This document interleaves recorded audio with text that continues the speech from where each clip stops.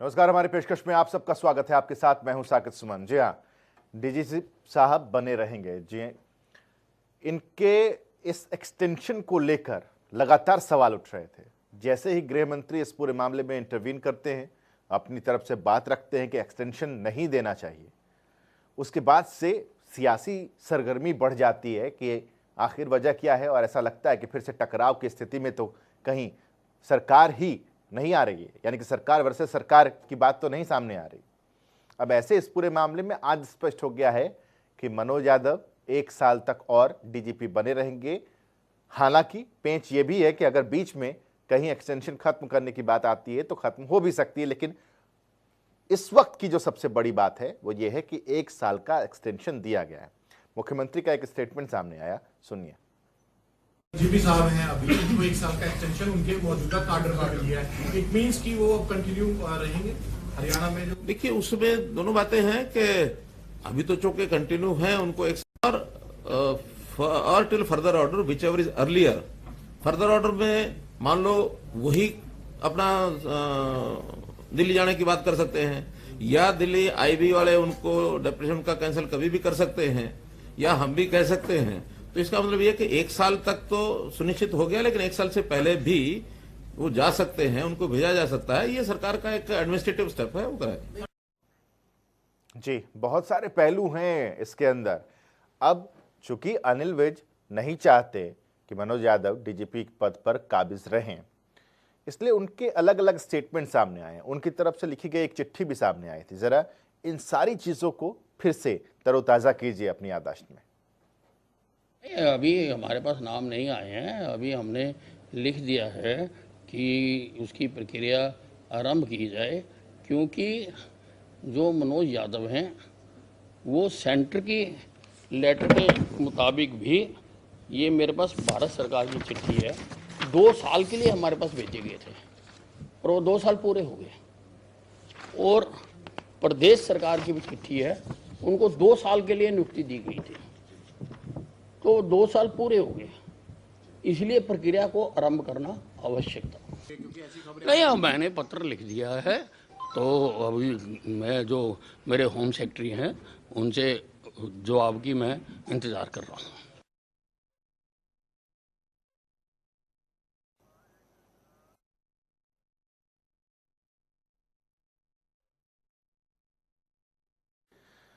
तो ये बयान आपने सुन लिया, ये गृह मंत्री का बयान है। गृह मंत्री के अंडर में ही पूरा का पूरा पुलिस महकमा जो है वो आता है, और इसलिए मनोज यादव के एक्सटेंशन का विरोध किया गया था गृह मंत्री अनिल विज की तरफ से। और ये कहा गया था कि 2 साल के लिए केंद्र ने भेजा था, 2 साल पूरा हो गया।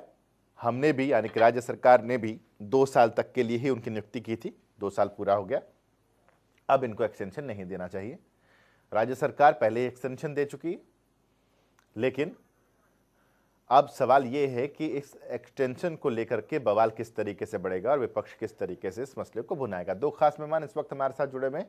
पहले मिलवाते हैं आपको उन दोनों से, उसके बाद हम चर्चा की शुरुआत करेंगे, और उसके बाद भारतीय जनता पार्टी की तरफ से भी उनके वक्त हमारे साथ जुड़ जाएंगे। इस वक्त संजीव भारद्वाज जी कांग्रेस की तरफ से हमारे साथ जुड़े। संजीव जी, बहुत बहुत स्वागत है आपका। और प्रेम कृष्ण जैन जी हमारे साथ इस वक्त पूर्व अतिरिक्त डीजीपी इस वक्त जुड़े हुए हैं। बहुत बहुत स्वागत है सर। महाराष्ट्र से आप जुड़े हमारे साथ, वक्त निकाला है आपने, इसके लिए तो सबसे पहले शुक्रिया और स्वागत भी है आपका सर। अब धन्यवाद। प्रेम कृष्ण जी, मैं आपसे ये समझना चाहता हूं कि डीजीपी को एक्सटेंशन देना ना देना, और गृह मंत्री का ये कहना कि एक्सटेंशन ना मिले, एक किस तरीके से आप समझा पाएंगे आम जनता को इस पूरे मैटर को? देखिए, जो स्टेट गवर्नमेंट के रूल्स ऑफ बिजनेस हैं उसमें अंतिम अधिकार ऑल इंडिया सर्विस ऑफिसर्स के बारे में माननीय मुख्यमंत्री जी के पास में रहते हैं जी। गृह मंत्री जो है उनका काम है रिकमेंड करना। अब वो रिकमेंड करें या ना करें, लेकिन अंतिम निर्णय लेना जो है वो मुख्यमंत्री के अधिकार क्षेत्र में आता है जी। तो बहुत बार स्टेट में ऐसा होता है, स्टेट एडमिनिस्ट्रेशन में, कि मंत्री को अपने सचिव पसंद नहीं आते और वो मुख्यमंत्री से बार बार रिक्वेस्ट करते हैं कि हमारे सचिव बदल दिए जाएं, लेकिन सचिव नहीं बदले जाते जी। वही जो प्रिंसिपल है वो डीजीपी की पोस्टिंग और एक्सटेंशन के ऊपर निर्भर करता है, वो वही लागू होता है कि डीजीपी की एक्सटेंशन अगर गृह मंत्री ने ना भी रिकमेंड की हो जी। तो भी अगर मुख्यमंत्री को लगता है कि उसको एक्सटेंशन दिया जाना चाहिए तो वो वैसा रिकमेंडेशन भेजते हैं। अब अगर यादव साहब रिटायर हो रहे हैं, उनको एक्सटेंशन दिया जा रहा है, तो ये 3 महीने और 6 महीने का रूल है गवर्नमेंट ऑफ इंडिया में, जिसमें पहले 3 महीने की एक्सटेंशन देने का अधिकार है उनको गवर्नमेंट ऑफ इंडिया की परमिशन के साथ, और बाद में 3 महीने और दी जा सकती है, तो मैक्सिमम 6 महीने की। यहाँ पे 1 साल भर की उनको एक्सटेंशन दी गई, तो इसका मतलब उन्होंने पहले गवर्नमेंट ऑफ इंडिया की परमिशन ले ली होगी। ऐसे बहुत सारे अपवाद जो हैं वो ऑलरेडी गवर्नमेंट ऑफ इंडिया में हो चुके हैं, जहाँ पे अधिकारियों को 1-1, 2-2 साल की एक्सटेंशन दी गई है जी। इसलिए ये जो है ये पॉलिटिकल डिसीजन है कि मुख्यमंत्री की तरफ से कि किसी अधिकारी को एक्सटेंशन दिया जाना चाहिए या नहीं दिया जाना चाहिए, उनकी सेवाएं जो है वो कितनी कीमती हैं स्टेट के लिए, उनका रिकॉर्ड कैसा है, उनकी जो पार्टी इन पावर है उनके साथ में इक्वेशन कैसी है, जी। ये सारी चीजें देख के ही ये निर्णय लिया जाता है कि ये अधिकारी कंटिन्यू करेगा या नहीं करेगा। यानी कि ये हम मानकर चलें कि मनोज यादव जी को जो एक्सटेंशन दिया गया है इसमें सबसे अहम रोल मुख्यमंत्री का ही रहा है। जी, जो आपके स्टेटमेंट आपने दिखाया उससे तो ऐसा ही लगता है कि मुख्यमंत्री जी ने निर्णय लिया है कि इनको साल भर का एक्सटेंशन दिया जाएगा, और उसकी जो प्रक्रिया है पीछे वो गवर्नमेंट ऑफ इंडिया को भी जोड़ती है, क्योंकि बिना गवर्नमेंट ऑफ इंडिया की परमिशन के और उनकी टैसिट अप्रूवल के ये निर्णय नहीं लिया जा सकता। एक चीज मैं समझना चाहता हूं सर आपसे कि अगर मुख्यमंत्री ये कहें और केंद्र की तरफ से ये कहा जाए कि एक्सटेंशन हम देते हैं, लेकिन सीएम ये कहें कि नहीं एक्सटेंशन नहीं चाहिए, उस सिचुएशन में क्या होता है? देखिए, वो प्रपोजल पहले स्टेट गवर्नमेंट की तरफ से ही जाता है। अच्छा। पहले स्टेट गवर्नमेंट की तरफ से प्रपोजल नहीं जाएगा तो government of India suo motu किसी भी अधिकारी को स्टेट में एक्सटेंशन नहीं दे सकती। जी। केंद्रीय प्रशासित जो इलाके हैं उसमें यूटीज में, और जहां पे केंद्र सरकार है वहां पे केंद्र सरकार को अधिकार है निर्णय लेने का, लेकिन अगर स्टेट का मामला आता है, क्योंकि पुलिस स्टेट सब्जेक्ट है, इसलिए जब तक यहाँ से प्रपोजल नहीं जाएगा गवर्नमेंट ऑफ इंडिया अपनी तरफ से एक तरफा निर्णय नहीं ले सकती। अब कई बार उसमें एक पेच आ जाता है कि आपने पहले रिकमेंडेशन भेज दिया, बाद में गवर्नमेंट चेंज हो गई जी। और अगली गवर्नमेंट को ये अधिकारी नहीं चाहिए, तो ऐसे में एक थोड़ा सा पेच हो सकता है, लेकिन उसमें भी गवर्नमेंट दोबारा केंद्र सरकार को लिख सकती है कि हम इस अधिकारी को अब एक्सटेंशन नहीं देना चाहते, बदली हुई परिस्थितियों में वो एक्सटेंशन नहीं मिलेगा।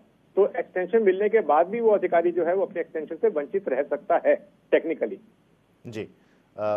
मैं चाहूंगा प्रेम सर थोड़ा सा वक्त और निकालें और चर्चा में आप बने रहें। थोड़ा सा पॉलिटिकल कमेंट लेना है मुझे, तो मैं बीजेपी और कांग्रेस का रुख करता हूं। रमन मलिक जी हमारे साथ भारतीय जनता पार्टी की तरफ से जुड़ चुके हैं। रमन मलिक जी, अगर आप मुझे सुन पा रहे हैं तो इस पूरे मामले में किसकी जीत और किसकी हार? देखिए, ये जीत हार का विषय नहीं है।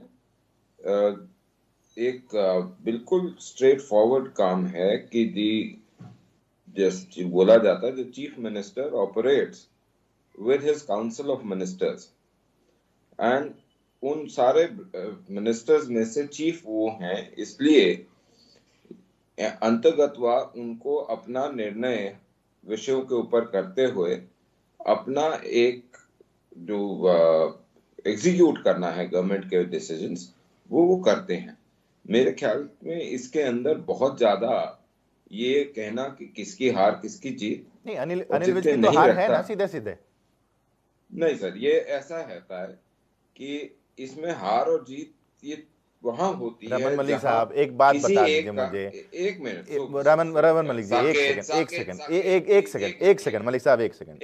अनिल विज जी ये कह रहे हैं, अनिल विज जी ये कह रहे हैं कि नहीं चाहिए एक्सटेंशन। 2 साल, इनकी नियुक्ति 2 साल की हुई थी, कार्यकाल 2 साल का खत्म हो गया, अब इनका एक्सटेंशन नहीं होना चाहिए। उन्होंने चिट्ठी भी लिख दी कि एक्सटेंशन नहीं होना चाहिए, पैनल की बात भी उनकी तरफ से कर दी गई। तो वो तो सीधे सीधे नहीं चाहते ना मनोज यादव को डीजीपी के तौर पर, तो फिर हार ही है ना उनकी। देखिए, मैं आपको फिर से बोलता हूँ, आप भी पुराने हैं और मैं भी पुराना हूँ। हमारा एक इतिहास है आपस में बात करने का विभिन्न विषयों पे। मैं सिर्फ इतनी सी चीज आपके समक्ष रखना चाहता हूँ और आपके माध्यम से प्रदेश के, कि थोड़ा सा अंतर ये है कि यहाँ कोई एक व्यक्ति, चाहे वो मिनिस्टर हो या चीफ मिनिस्टर हो, वो इसको व्यक्तिगत नहीं लेता। ये व्यक्तिगत विषय नहीं है। जनता के हित में, प्रदेश के हित में अगर कोई विषय आता है तो अपना अपना विषय रखते हैं और उसके बाद संविधान के अनुसार चलते हुए कार्य होते हैं। यहाँ पे कोई हार जीत की विषय नहीं होता। मैंने तो व्यक्तिगत बात ही नहीं की, मैंने तो गृह मंत्री अनिल विज की बात की है, जो कि गृह मंत्री हैं। मैंने अनिल विज के घर में कुछ हो रहा है ये थोड़ी बात की कि उनके घर में कुछ व्यक्तिगत हो रहा है उसमें हार है जिया जीत है। मैं तो अनिल विज गृह मंत्री की बात कर रहा हूं, जिनकी ये मांग थी कि इस शख्स को मैं डीजीपी के तौर पर नहीं चाहता हूं। आपको इसमें समझ में आता है तो मैं ऐसे समझा देता हूं। गृह मंत्री अनिल विज और मुख्यमंत्री मनोहर लाल खट्टर दोनों के दोनों प्रदेश के हित में जब काम कर रहे होते हैं अपनी ओपिनियन रखते हैं, मतलब लेकिन संविधान के अनुसार दोनों की ओपिनियन तो अलग अलग है ना रमन मलिक जी, यहाँ पर दोनों की सोच अलग अलग है। विशेष अधिकार मुख्यमंत्री का है, वो ना विज साहब उसको ओवरराइड करते हैं, ना मुख्यमंत्री जी अपने अधिकार क्षेत्रों का दुरुपयोग करते हैं। मैं ये बड़ी स्पष्ट रूप से आपको बता दिया, इतनी अच्छी उनकी अंडरस्टैंडिंग है कि क्लैरिटी ऑफ थॉट है। ये थोड़ी है कि 23 लोग अलग जाके कुछ और कह रहे हैं, कुछ और बना रहे हैं, कुछ और खिचड़ी पका रहे हैं। यहाँ तो बड़ा स्पष्ट है अंडरस्टैंडिंग इतनी अच्छी है, इतनी अच्छी अंडरस्टैंडिंग है तो बिहाइंड द कर्टन बात हो जानी चाहिए थी ना। मीडिया में आकर के ये कह देना कि मुझे ये नहीं चाहिए, अब उस अधिकारी पर क्या बीतेगा जो अधिकारी को ये पता है कि गृह मंत्री मेरे पक्ष में नहीं है। देखिए जो सरकारी और सर्विस रूल्स बुक के हिसाब से है काम, उसके तरीके से होगा, इसमें ऐसा कुछ नहीं। अब ये थोड़ी है कि एक व्यक्ति जो ऑलरेडी किसी एक स्टेट में चुनाव विश्लेषक है उसको उठा के आप प्रिंसिपल सेक्रेटरी या प्रिंसिपल वो क्या एसोसिएट अपॉइंट कर देते हैं और उसे कैबिनेट मिनिस्टर का बर्थ दे देते हैं, बराबर की चीज है। ऐसा थोड़ी काम चलता है। ठीक, संजीव भारद्वाज जी आपका रिएक्शन इस पूरे मसले को लेकर? ऑल इज वेल है क्या मंत्रिमंडल में?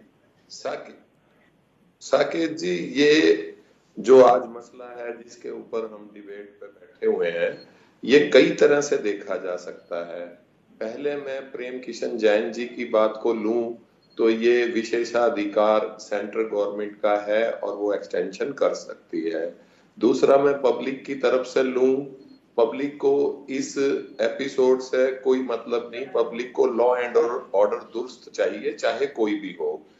तीसरा मैं अपनी पार्टी की तरफ से लूं, मेरी पार्टी के पहले मैं रमन भाई की बात पर आता हूं।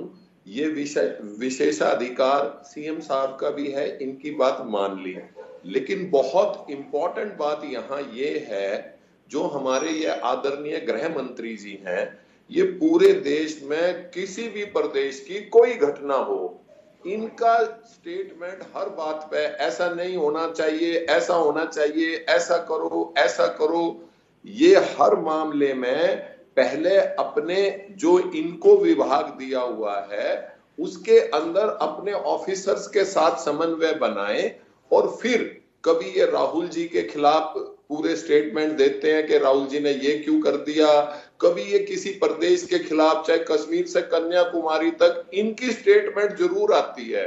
तो इनको स्वयं मेरी पार्टी को इस एपिसोड से डायरेक्टली कोई लेना देना नहीं है, लेकिन इनको स्वयं कोई बात बोलने से पहले या मीडिया में जाने से पहले सोचना चाहिए कि ये इनका विशेषाधिकार है भी या नहीं है।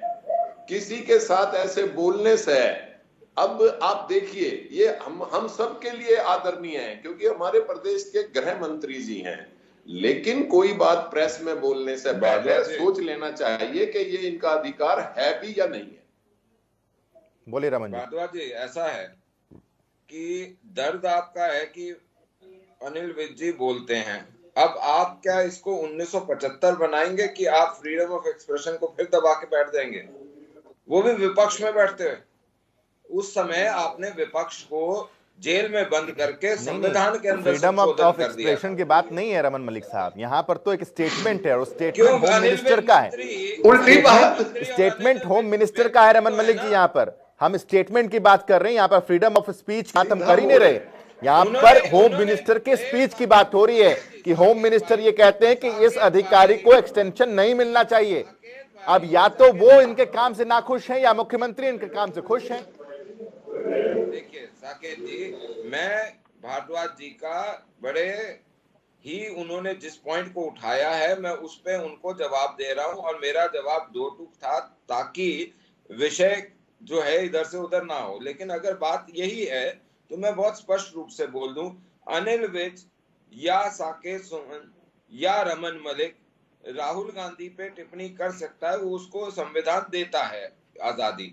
लेकिन जहां तक आप बात कर रहे हैं कि वो अपना विभाग देखें, अरे जिसके श्री चरण पढ़ते ही उनकी सरकारें उथल पुथल हो जाती हैं और संगठन विघटन की तरफ चले जाता है, ऐसे व्यक्ति के ऊपर अगर थोड़ा बहुत हास्य हो भी जाता है तो कोई फर्क नहीं पड़ता।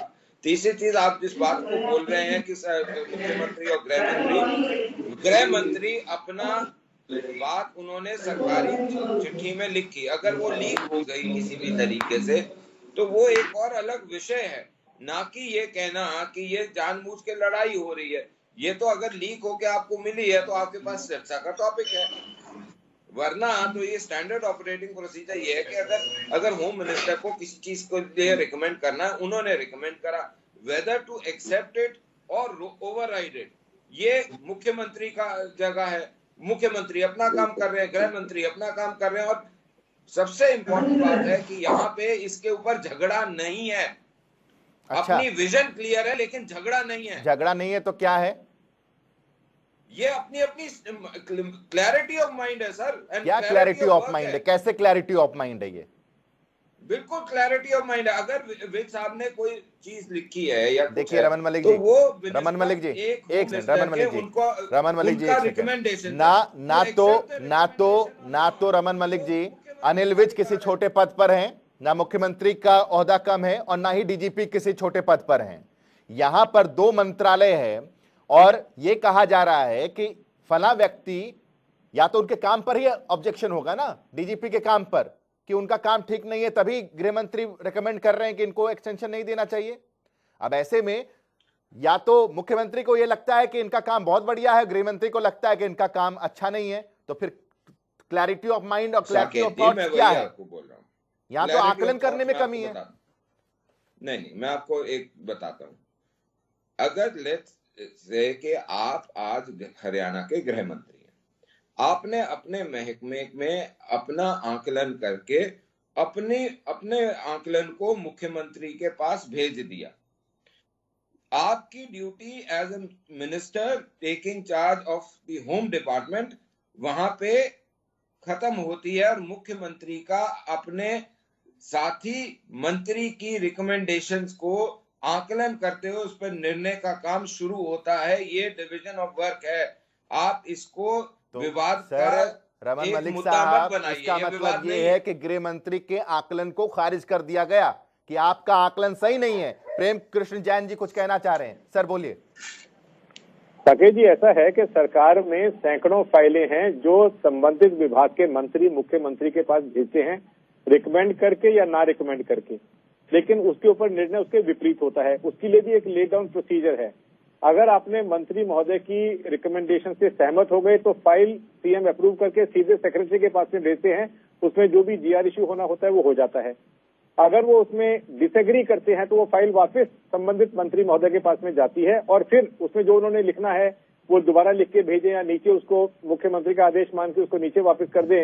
इस तरह की प्रक्रिया बड़ी स्टैंडर्ड है, क्योंकि पुलिस हमेशा सुर्खियों में रहती है और मंत्री महोदय जो है उनको डीजी किसी कारणवश अगर उनको एक्सटेंशन नहीं चाहिए, उसके कारण जैसा आपने कहा कि उनके काम के ऊपर का आकलन की वजह से भी ये नहीं होता। बहुत बार ऐसा होता है कि कई अधिकारी जो हैं वो बहुत ज्यादा मॉरलिस्टिक होते हैं, गलत चीज नहीं सुनते, तो मंत्री उनसे भी नाराज रहते हैं जी। तब यहाँ पे क्या किस्सा मुझे मालूम नहीं है, लेकिन जिस भी वजह से गृह मंत्री ने अपना रिकमेंडेशन दिया, उन्होंने अपना काम खत्म कर दिया, मुख्यमंत्री ने उसको ओवरराइड किया, इनको एक्सटेंशन दे दिया, तो ये फाइल वापस गृह मंत्री के पास में जाएगी। अगर वो उसको मान्य करते हैं तो वो फाइल नीचे सेक्रेटरी के पास में जाएगी ऑर्डर इशू होने के लिए। जैसा अभी ये ऑर्डर इशू हो चुका है, इसका मतलब उन्होंने मुख्यमंत्री के आदेश को स्वीकार कर लिया और फाइल नीचे ऑर्डर इशू करने के लिए भेज दी।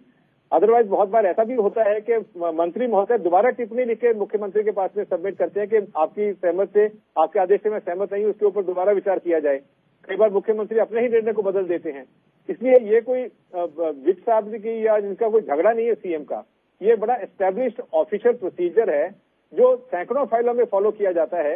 अब क्योंकि पुलिस हमेशा पब्लिक आई में रहती है, इसलिए बड़ा इशू हो गया कि उनको एक्सटेंशन दिया गया। कोई बहुत बड़ी, और विज साहब का जो स्टेटमेंट था वो उन्होंने कब दिया, ये आदेश आने के पहले दिया या अब नहीं दिया, ये भी एक महत्व का मुद्दा है।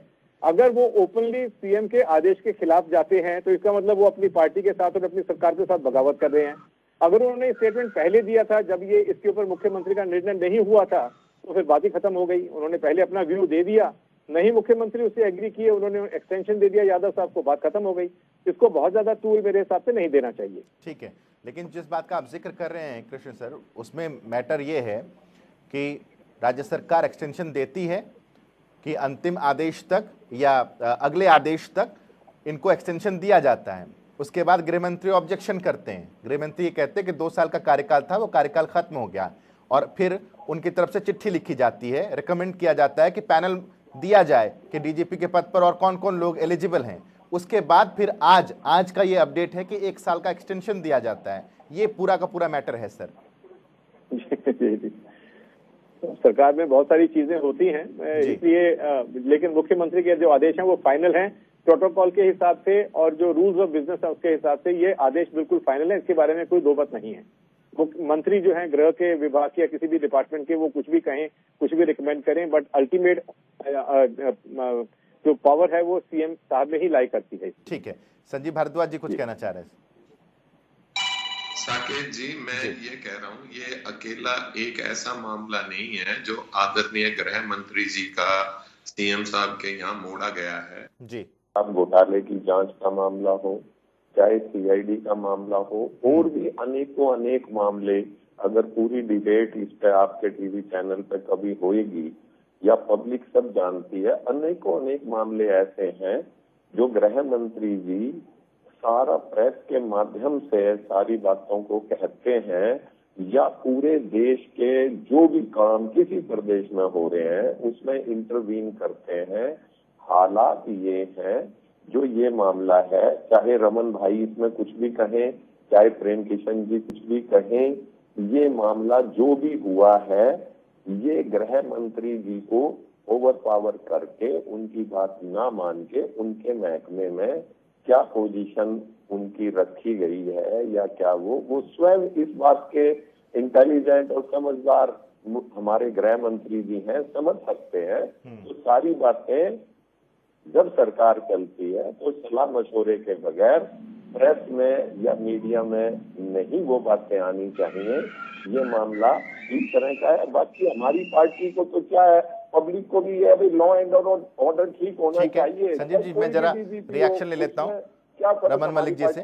मलिक साहब बताइए, संजीव जी ने कहा कि ये कोई पहला मैटर थोड़ी है। बिल्कुल ठीक बात बोल रहे हैं भारद्वाज जी, बिल्कुल ठीक बात बोल रहे हैं कि देखो, मैं इनको थोड़ा सा समझाने की कोशिश करता हूं एग्जाम्पल्स के साथ कि मैच्योरिटी के साथ काम करने वाले और इमेच्योरिटी के साथ उसको देखने वालों में कैसे फर्क होता है।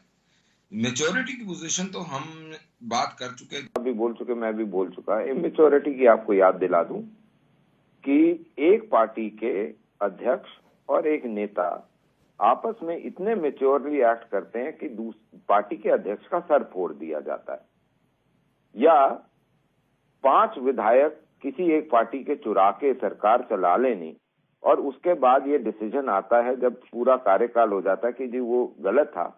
ये इमेच्योरिटी, और उसके इमेच्योरिटी के साथ संविधान के साथ, डेमोक्रेसी के साथ छेड़छाड़ है। अब अगर आपको यही चीजें समझ आती हैं तो मान्यवर, ऐसा काम भारतीय जनता पार्टी के कार्यकाल में नहीं होता। हाँ, आप में ये जरूर होता है कि एक व्यक्ति कानून का अपने मित्रों के साथ इतना अच्छा उपयोग करता है कि एक कन्या और उसका पूरा परिवार एक जगह में से, जहां का वो एमपी रहा हो, वहां से गायब हो जाए और उनका कोई पता ना लगे।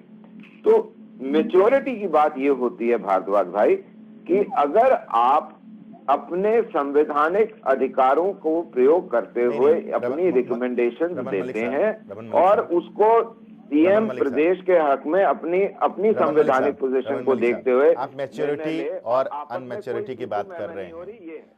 आप मैच्योरिटी की बात कर रहे हैं। हम लोगों को ये समझ में आता है मैच्योरिटी ये होती कि चाहिए, गृह मंत्री का अगर रिकमेंडेशन ये है कि डीजीपी नहीं चाहिए तो भी एक बंद फाइल सीएम के पास जाती, उस बंद फाइल पर आपको क्या मुख्यमंत्री जी ने चिट्ठी दी कि सुमन साहब ये चिट्ठी लो मेरी, सर नहीं ना। रमन मलिक साहब, जब अनिल विज साहब मीडिया के सामने आकर के बोल देते हैं ना तो कुछ भी छिपा हुआ नहीं रहता, फिर छीछाल इधर ही होती है, छीछाल इधर ही होती है। देखिए उनसे पूछा गया, उन्होंने जवाब दिया, लेकिन जहां से फाइल में से चिट्ठी लीक होके जिस प्रेस वाले के पास गई और पूछा गया, उन्होंने कोई ये अपने आप सुओ मोटो नहीं आके बोला कि मैंने मना कर दिया। रमन मलिक साहब, आप मैच्योरिटी की बात कर रहे हैं ना, मैच्योरिटी तो ये है कि मेरी तरफ से अगर कुछ रिकमेंडेशन है तो वो सीधा सीधा मुख्यमंत्री के पास चला गया, मीडिया को भनक तक नहीं लगी। यहां तो खुल करके कहा जा रहा है कि ये डीजीपी का एक्सटेंशन नहीं मिलना चाहिए, खत्म हो गया कार्यकाल। इसका मतलब क्या है सर? सर ऐसा है, अगर मैंने एक रिकमेंडेशन लिख के भेजी और वो रिकमेंडेशन किसी तरीके से कोई प्रेस का बंधु कैसे भी सोर्स करके ले आता है, उस पर मेरे से सवाल पूछता है, मैंने बिल्कुल साफ गोई से अपना पक्ष रख दिया। लेकिन मैं ये भी साथ में हमेशा रखता हूं कि मेरे मुख्यमंत्री, इस प्रदेश के मुख्यमंत्री मेरे भी मुख्यमंत्री, और मैं उनके साथ काम कर रहा हूं, और जो है एक आखिरी उनको सवाल पास अधिकार है। जैन जी से समझना चाह रहा हूं, एक लास्ट क्वेश्चन। प्रेम सर, एक डीजीपी के लिए सिचुएशन कैसी होती होगी जब उनको ये पता है कि गृह मंत्री मेरे फेवर में नहीं है? देखिए, अगर आपके डिपार्टमेंट के मिनिस्टर आपके फेवर में नहीं है तो काम करने में बहुत सारी दिक्कतें आती हैं जी, क्योंकि बहुत सारे निर्णय जो हैं, ये पोस्टिंग के निर्णय आप छोड़ दीजिए, मुख्यमंत्री महोदय के पास में फाइल जाती हैं, लेकिन बहुत सारे निर्णय जो हैं वो संबंधित विभाग के मंत्री के पास आके वहां रुक जाते हैं।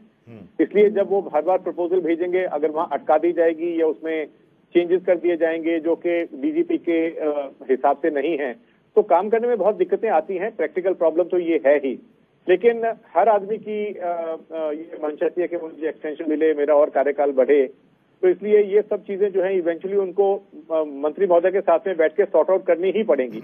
इसके बारे में कोई दो राय नहीं है, क्योंकि हर रोज की फंक्शनिंग में डीजीपी महोदय जो है वो सीएम साहब के पास में नहीं जा सकते। खाते के जो मंत्री हैं वो काफी सारी अड़चने उनके लिए पैदा कर सकते हैं। जी, चलिए, बहुत बहुत शुक्रिया सर, आपने वक्त निकाला, महाराष्ट्र से आप हमारे साथ जुड़े, और बाकी दोनों प्रवक्ता, आप दोनों का भी बहुत बहुत शुक्रिया हमारे साथ जुड़ने के लिए। तो इस पेशकश में अभी के लिए बस इतना ही। एक छोटा सा ब्रेक ले रहे हैं, ब्रेक के बाद भी खबरों का सिलसिला लगातार जारी रहेगा।